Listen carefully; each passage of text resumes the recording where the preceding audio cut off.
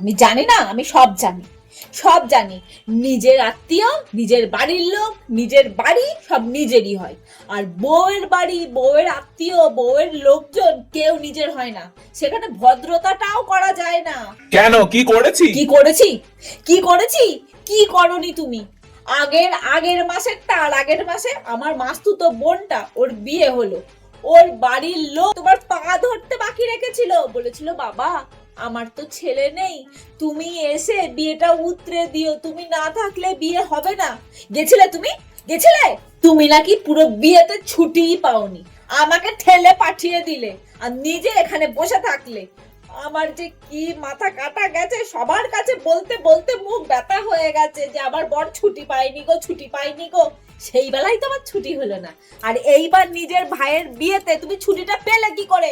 তাও আবার 5-6 দিন এক নাগারে কি করে পেলে? হ্যাঁ, আমাকে বোঝাতে এসো না, বাঙালিকে হাইকোর্ট দেখাবে না, বুঝেছো? তা সত্যিই তো ছুটি পাইনি, আমি কি করব?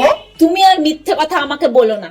তুমি কি করতে পারো আমি জানি। এখন যদি তোমার এই ভাইয়ের বিয়ের সময় আমি বাবার বাড়ি চলে যাই, তা যাও না, কে আটকেছে? আমি তো পারবো না, আমি তো তোমার মতন ছোট লোক নই, বাবা মায়ের শিক্ষা নেই সেটা। আমি যেতে পারবো না, তো এগুলো সব মিটিয়ে দিয়েই যেতে হবে আমাকে।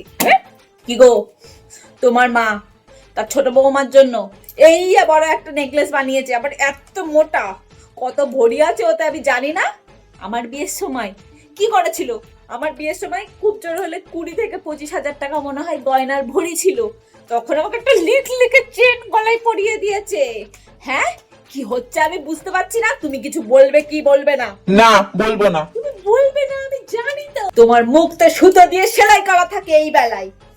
এ বাবু দেখ, তোর ঠাকুমা দাদু তোর কাকিমার নামে কত সুনাম করে যাচ্ছে, অথচ এখনো বিয়ে হয়ে এবারে আসতে পারলো না।